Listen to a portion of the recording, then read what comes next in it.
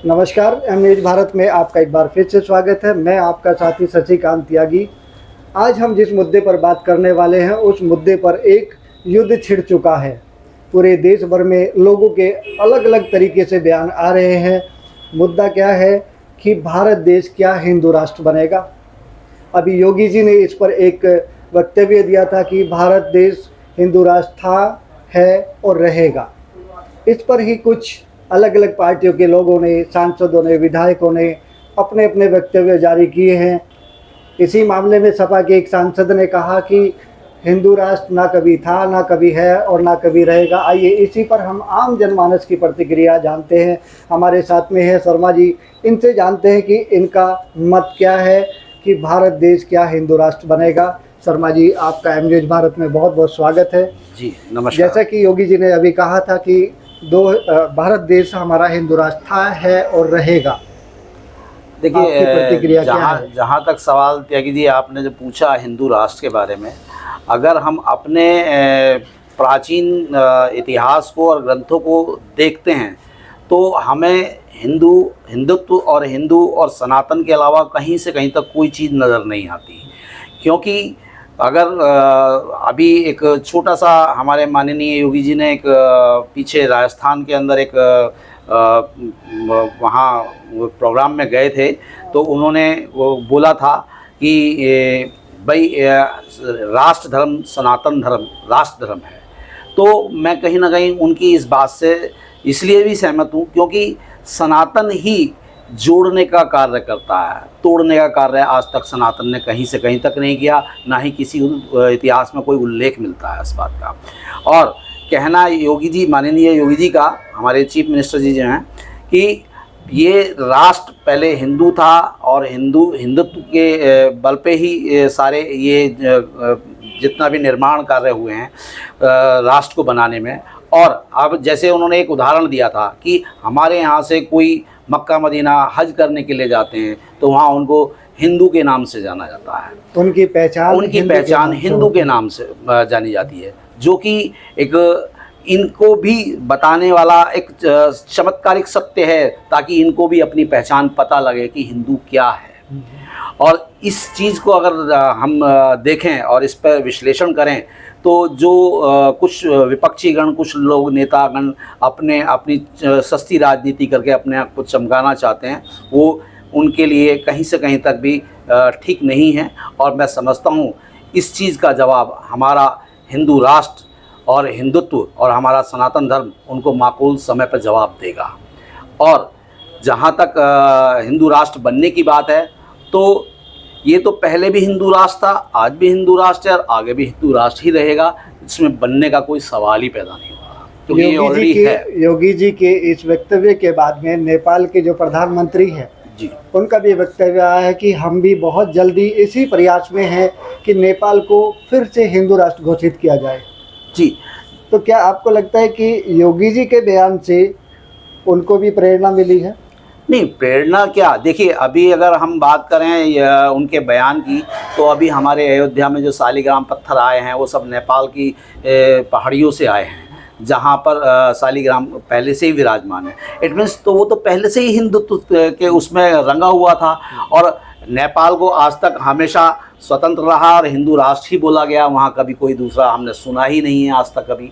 तो जहाँ तक उनका सहमत होने की बात है तो अच्छी बात है कि उनको प्रेरणा मिली तो उस चीज़ को और आगे ला करके अपनी पहचान वो ग्लोबली बनाएंगे। इतिहास में भी हमें देखने को मिलता है, हम इस इतिहास की बात नहीं कर रहे हैं जो बदला गया है, जो पौराणिक इतिहास है, जो सच्चे इतिहासकारों ने लिखा है, उसमें भी यही मिलता है कि पूरा विश्व सनातन धर्म से प्रेरित था और सनातन धर्म को ही मानता था। आज भी अगर हम बात करें विश्व के किसी भी देश में कहीं भी जो पुरातत्व विभाग होता है, उनको खुदाई में अगर कहीं से कुछ मिलता है तो पूरे विश्व के अंदर हमारे ही किसी ना किसी भगवान की, देवी देवताओं की मूर्ति वहाँ से निकलती है अधिकांश। तो इससे ये भी साबित होता है कि जो हमारे जो इतिहासकार थे उन्होंने जो लिखा था वो वास्तव में सत्य है। जी जी। और अभी देखो अभी पीछे एक न्यूज़ में ही चला था कि सऊदी जो है अपना नाम हिंदू राष्ट्र करने के लिए कुछ सोच रहा है। तो अभी मैं ये तो नहीं कह सकता कि वाकई ये सत्य है या नहीं है, बट अगर ऐसी उनकी सोच है तो वो भी कहीं ना कहीं पूरा मुस्लिम राष्ट्र है, उसके बावजूद भी वो हिंदू राष्ट्र और सनातन धर्म को अपने यहाँ स्वीकृति देना चाह रहे हैं। तो इसका मतलब उनको लगता है कि सनातन ही सबसे प्राचीन है और सनातन ही सत्य है। और अगर हम बात करें दूसरे देशों की, सनातन धर्म की जब बात चल रही, तो अगर हम दूसरे देशों की बात करें, हम बात करते हैं इंडोनेशिया की, मलेशिया की या फिजी देश की। फिजी देश में आज एक हिंदी सम्मेलन चल रहा है जो कि पिछले लगभग 140 वर्षों से वहाँ पर लगातार चल रहा है। तो वहाँ के उप प्रधानमंत्री जो कि स्वयं हिंदू हैं, और मैं आपको बता दूं फिजी में 90% लोग हिंदी भाषा का ही प्रयोग करते हैं। जब वे आपस में वार्तालाप करते हैं तो केवल हिंदी भाषा के शब्दों का ही प्रयोग करते हैं। तो जितनी हिंदी हिंदुस्तान में नहीं बोली जाती, उससे ज़्यादा फिजी देश में बोली जाती है। वहाँ के जो प्रधानमंत्री हैं उनका आज वक्तव्य यही था कि हमारे पूर्वज जब यहाँ फिजी में आए थे तो वह रामायण और गीता तो नहीं लाए थे, लेकिन भारतीय संस्कृति को अपने साथ लेकर के आए थे। अगर हम मलेशिया, इंडोनेशिया की बात करें तो इंडोनेशिया के रुपये पर आपने देखा होगा गणेश जी की, भगवान गणेश जी की तस्वीर वहाँ पर है। उनका भी मानना यही है कि हमारी जो पूजा पद्धति है केवल वो बदली है। आज भी हम कहीं मन से, और हमारे पूर्वजों ने जो दिया है वो सनातन धर्म है, हम आज भी मन से उसी को मानते हैं। वहाँ पर दुनिया की सबसे बड़ी रामलीला का वर्णन होता है, मंचन होता है। तो आप इस चीज़ के बारे में क्या कहेंगे? देखिए, जहाँ तक आपने कहा कि मंचन होता है और इस तरीके से पूजा पद्धति का फॉलोअप वो लोग करते हैं, तो देखिए अगर सैद्धांतिक रूप से बात करें तो 2 दूनी 4 गणित का, और 2 और 2 4, यानी ये एक सिद्धांत है। तो सिद्धांत क्या है? पूजा करने का सिद्धांत और हमारी पूजा पद्धति और हमारे जो नैतिक मूल्य हैं वो सत्य सनातन में ही हैं, जिसकी वजह से लोगों ने उन्हें बिना किसी कोई प्रचार किए या कोई प्रश्न किए उसको अपनाया है। तो इसका मतलब क्या हुआ कि यही सत्य है। लेकिन दूसरी ओर अगर हम बात करें देवबंद के उलेमाओं की, वहाँ के जो ठेकेदार हैं, मैं उनकी बात करूँगा, मदनी जैसे लोग, ये कहते हैं कि ओम और अल्लाह एक है और इस पर विवाद उत्पन्न कर देते हैं। उन्हीं के अभी एक वहाँ पर कार्यक्रम हुआ था, वहाँ पर जैन मुनि लोकेश जी ने भरे मंच से उनको चेतावनी दी थी और उनको बुलाया था, दावत कहते हैं उसको, उनको दावत दी थी कि अगर आप जिस तरह की कहानी आप सुना रहे हो उस तरह की तो 10 कहानियाँ मैं भी सुना सकता हूँ, और मैं आपको चैलेंज करता हूँ साक्षात्कार के लिए। आइए आप साक्षात्कार करिए और सिद्ध करिए कि ओम और अल्लाह एक है। तो ये जो इस तरह की बातें होती है समाज के अंदर, कहीं ना कहीं ये विघटनकारी होती है। और सनातन धर्म ने हमेशा एक ही चीज़ सिखाई है, वो वासुदेव कुटुंबकम, यानी कि पूरा विश्व हमारा एक परिवार है। सनातन धर्म जहाँ तक हम जानते हैं, सनातन धर्म जोड़ने की बात करता है, तोड़ने की बात नहीं करता है। तो इस तरीके के जो वक्तव्य आते हैं बार बार, थोड़े समय के बाद में आते रहते हैं, ये कहीं ना कहीं सनातन धर्म को कमज़ोर करने की साजिश होती है। क्या आपको ऐसा भी लगता है? नहीं, ऐसा नहीं है। देखिए, अभी उन्होंने ये बोला ओम और अल्लाह एक है, तो मेरे को लगता है कि सुबह का भूला शाम को घर आ रहा है।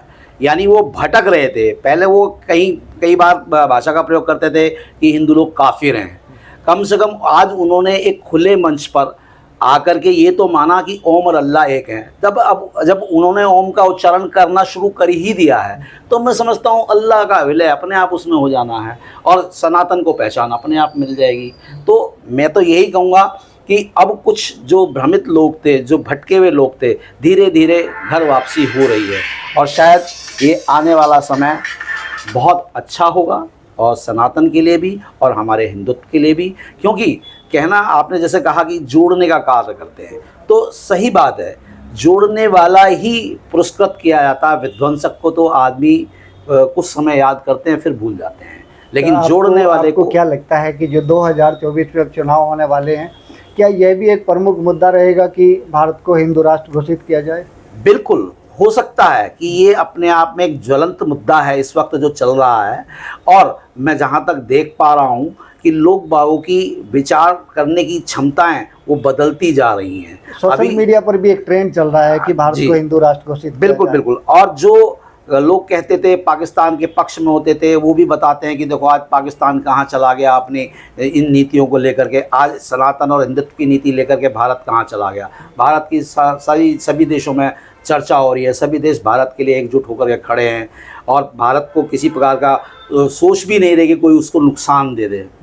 तो ये सब हमारे सनातन और हिंदुत्व की एकता का ही परिचय है, जो आने वाले समय में निकल कर के आएगा और संभवतः होना भी चाहिए। और संभवतः ये मुद्दा अपने आप में एक बहुत बड़ा कारण बनेगा परिवर्तन का, और जो कि इसको होना चाहिए। और सनातन का मकसद कहीं से कहीं तक ये नहीं होता कि आप अपने इष्ट की पूजा मत करो।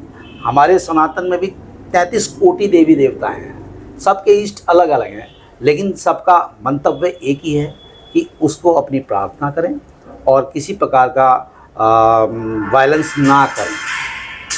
तो इसलिए बहुत बहुत धन्यवाद शर्मा जी, आपने बड़ी अच्छी जानकारी दी। और ये थे हमारे साथ शर्मा जी, जो बात कर रहे थे कि सनातन धर्म क्या है और 2024 में जो मुद्दा रह सकता है, जो बन सकता है, वो यही कि क्या भारत हिंदू राष्ट्र बनेगा। तो इनके अनुसार यह मुद्दा बहुत ज्वलंत है और 2024 के चुनाव में इसको प्रमुखता पर रखा जा सकता है। बने रहिए अन्य न्यूज़ भारत के साथ। अच्छा।